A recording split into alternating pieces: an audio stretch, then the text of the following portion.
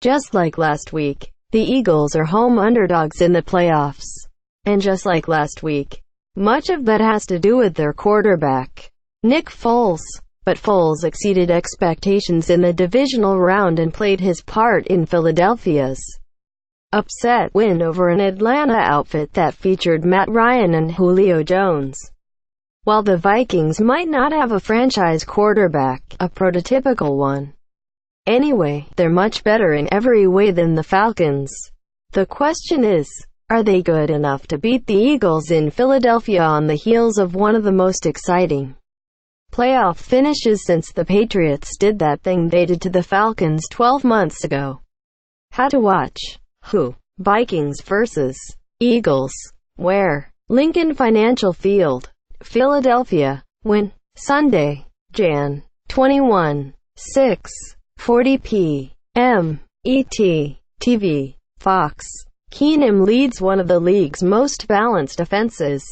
It all starts with Case Keenum, who signed a one-year deal with the Vikings in the off-season for one reason: to be Sam Bradford's backup while Teddy Bridgewater continued his recovery from knee surgery. But Bradford was injured in Week 1. Keenum took over in Week 2. And now, 4 months later, he's emerged as one of the NFL's best players. This isn't hyperbole. In 15 regular season starts, Keenum completed 67.6% of his throws with 22 touchdowns and 7 interceptions.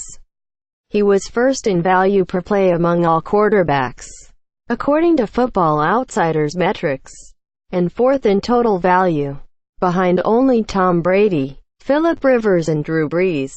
On Sunday, he was 25 of 40 for 318 yards, and saved his best for very last.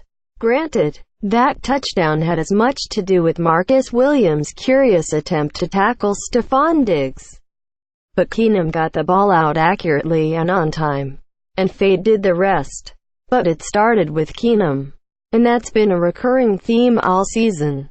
His teammates bought in long ago, and now the rest of the league, who may have missed the under-the-radar Vikings while others focusing on other storylines, are finally catching up.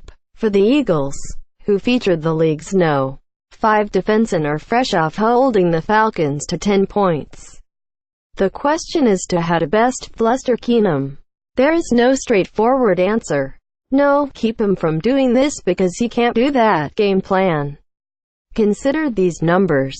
Via PFF, Keenum is 4th in their adjusted completion percentage, which accounts for dropped passes and other instances that hurt the quarterback's completion percentage but don't help show how accurate they are.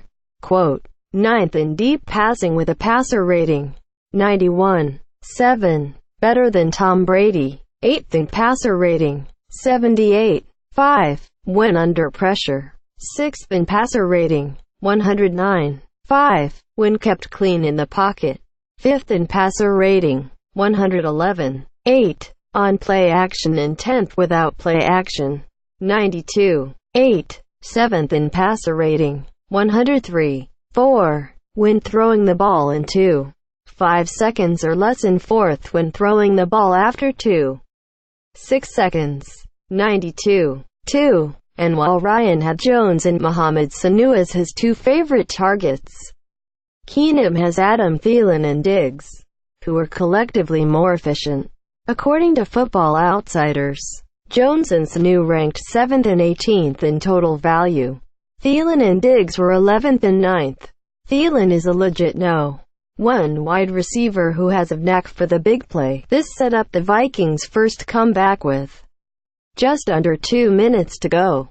And we saw what Diggs, who led all receivers with 6 catches for 137 yards, can do. But there's also tight end Kyle Rudolph, who ranks 8th in total value, along with running back Jerick McKinnon, who had 421 receiving yards to go along with 520 rushing yards. The point: for as well-rounded as the Eagles are on defense, they're 7th against the pass, 3rd against the run. The Vikings' offense is loaded with weapons. Philly's secondary has done an exemplary job shutting down the opponent's best receivers. They're 7th in the league against no. 1 receivers and 1st against no. 2 receivers. That would seem to spell doom for Thielen and Diggs.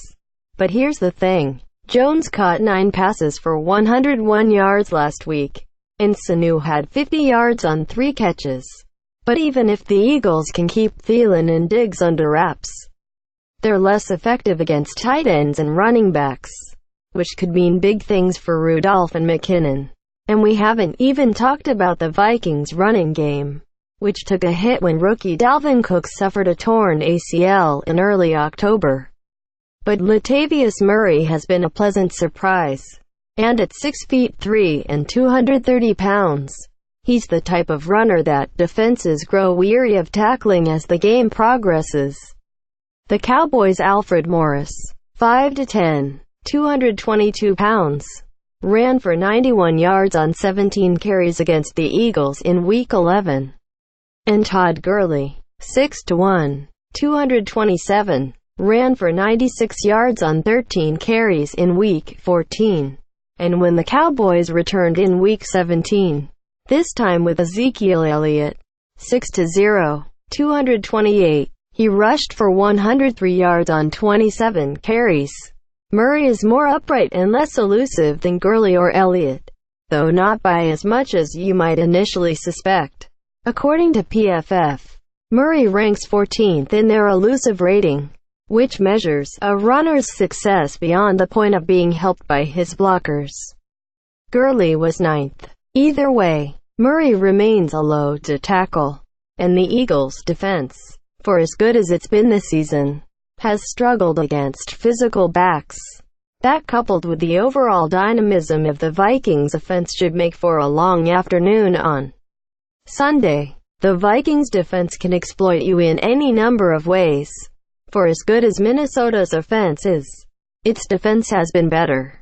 They're the NFC's best unit, and 2nd in the NFL only to the Jaguars. But unlike Jacksonville, which is 1st against the pass but just 26th against the run, Minnesota is also incredibly balanced. It's 4th in pass defense and 5th in run defense. It starts up front with defensive tackles Linval Joseph and Tom Johnson, who rank 5th and 12th in PFF's run-stop percentage metric.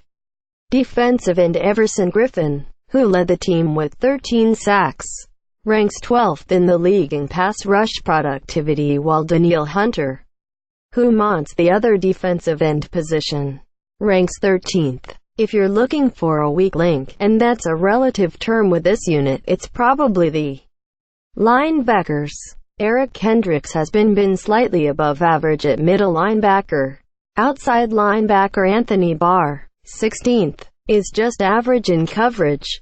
And while Ben Gedeon does excel as a run stopper, 4th, he comes off the field in passing situations. Still, despite any shortcomings, on Sunday against the Saints, the Vikings' front 7 shut down one of the league's most explosive offenses for the first 30 minutes. Here's Griffin being disruptive near the line of scrimmage, and Barr making the most of the opportunity, one which kept New Orleans off the scoreboard late in the second quarter. That was Brees' second interception of the first half. The first came with the quarterback facing no pressure in the pocket but underestimating the Vikings secondary. And perhaps no defensive player is more underestimated than safety Andrew Sendejo. That saved a touchdown. And Sendejo, it turns out, is better in coverage than Harrison Smith. Though that's expected. As a strong safety, Smith is better near the line of scrimmage. He ranks 9th in PFF's run stops metric and is 5th in tackling efficiency. Then there are the cornerbacks. Starting with Xavier Rhodes, who is a legit shutdown corner. Michael Thomas had 7 catches for 85 yards and 2 touchdowns, but he had just 3 catches for 46 yards and a score against Rhodes, even though he was targeted 9 times. During the regular season, the Vikings were 9th in the league against opposing no.1 receivers and 5th against no.2 receivers. Trey Waynes, who plays opposite Rhodes, is also stout in run defense, while 39-year-old Terrence Newman remains a solid cover corner in Minnesota's sub-packages. Eagles coach Doug Peterson knows what he's up against, but he also watched the Saints overcome a 17-0 deficit, and right up until this happened, was convinced he'd be facing New Orleans. But Peterson also knows that Nick Foles ain't Drew Brees, and this offense isn't built to come from behind, especially against this Vikings defense, which means Philly needs to find a way to score early and also keep Minnesota's balanced defense on the sidelines. Can it happen? Sure. Will it happen? Not if the Vikings play like they have virtually all season.